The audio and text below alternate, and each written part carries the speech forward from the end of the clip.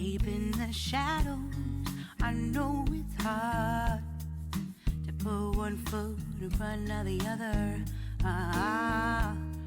Hi guys, CeeChronicles here. Welcome to my YouTube channel. I post fragrance related content on this platform and would very much appreciate it if you did consider subscribing and joining the family. To those who are returning, thank you so much for the continued support. Paris Corner to review for you guys, and this is off the Paris Corner haul that I did yesterday. Now, you guys on Instagram especially came straight to this channel when I put a teaser of these fragrances because you thought these fragrances had already been reviewed. So I'm really sorry for that, but it was you guys again who made me, get up and review these fragrances. And I thought to pull out Juicy Melange as the first one that I'm going to talk about here. Now, if you're familiar with the House of Paris Corner, you will know that this bottle is not new. There's two that came before this one, which is Pear Potion as well as Mango Punch. And this one is a Juicy Melange. Now, it's going to share that fruitiness with the rest of them, but it's kind of saying, leave me out of this. Okay, so that is the character of this fruity scent here.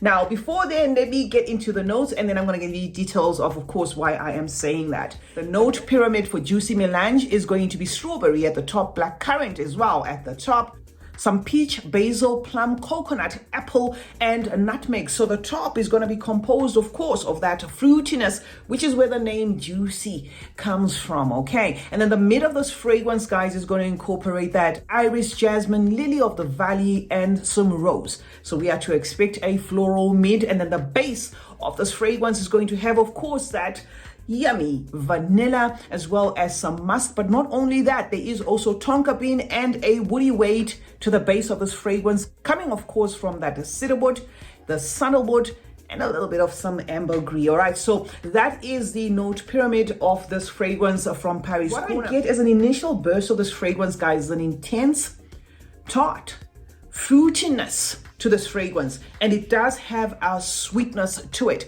You are going to get a blast of those fruits, and all the other fruits save for one are working in tandem to an extent that the initial burst is going to be just a serving of what feels like that fruit juice. So that promise is going to be fulfilled in the beginning there, where you can't exactly say, oh, I'm getting distinctly just strawberry or just a nectarous peach or a plum. It's going to come as though all these fruits are just speaking the same language, save for one. And why I say save for one is I feel as though the blackcurrant in here has been used as a fruit, as well as perhaps as the leaf as well, because there is a green vegetal feel to the DNA here. Like it carries the entire weight of this fragrance. You're going to get like a tangy greenness, which makes this fruitiness bitter tone. So it's going to be a sweet, fruity, bitter feel of a fragrance, right? And why I am saying it's probably coming from that blackcurrant is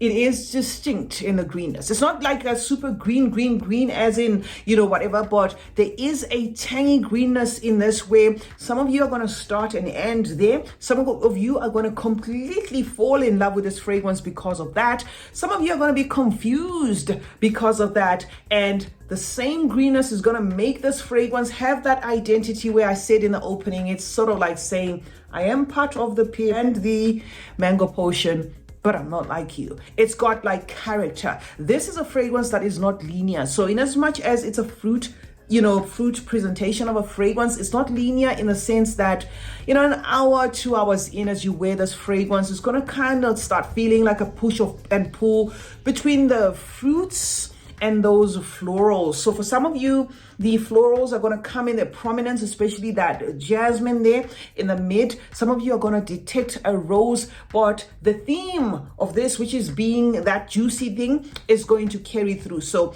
we're not losing the fruits here, guys. I just said the fruits are tempered with this green thing that is tying this fragrance, and I feel it is the same greenness that is giving this fragrance longevity. I remember when I was reviewing this fragrance the first take I did, because this is not the first take, it's actually the second take, sprayed this fragrance, and my daughter was a couple of meters away from me, and she just said, oh my god, that fragrance is strong. And I said, oh, you feel that as well? So this is a fruity fragrance but it has character, substance, and it is intense. And then the base of this fragrance, of course, is going to have that vanilla, which was promised there in the note pyramid, but do expect also a sweetened tonka, sweetened woody tonka, carrying with it as well a cedarwood and again a sandalwood. So there's going to be like a woody dry down to this fragrance, but it's careful enough not to stray from that juicy thingy. Okay, so this I cannot call woody, nor can I call floral, but I can certainly class this one as a bittersweet, tangy, fruity style of fragrance.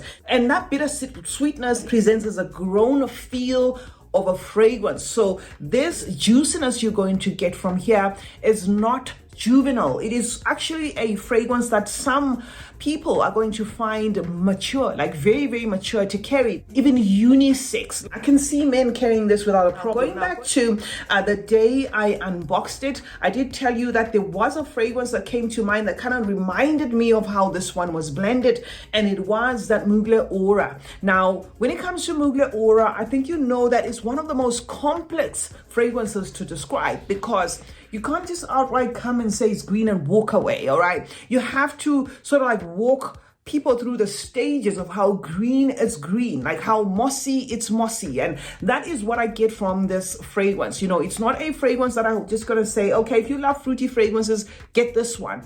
What I can certainly say is if you love your fruity fragrances with weight, whose DNA hasn't been done a gazillion times by some of these other fragrance companies, then this is a fragrance that you want, you know, to try. Out of the three, this is certainly my favorite because my nose has adapted to a lot of fragrances to an extent that I prefer fragrances with a little bit of a challenging thing in them there that has got character. So this does not just end up being your candy fruit juice or, you know, your big glass of a sweetened fruit juice. It's got a lot of pages, enough for you to even enjoy as it transitions through those pages. However, like I said, there is that winter green nuance that you either gonna love from this fragrance or you are not gonna get along with this fragrance, or you may need to adapt to with this fragrance. That's how it differs from the other two. I'm just saying, since it's bottled, you know, in the same bottle, you may want to know to what extent it's different. That herbal nuance is what actually makes it stand out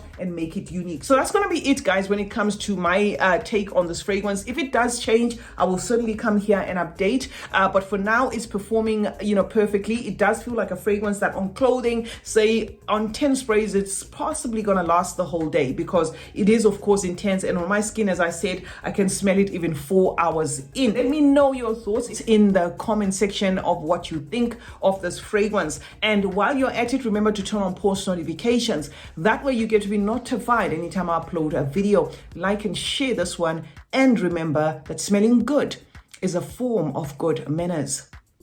Cheers.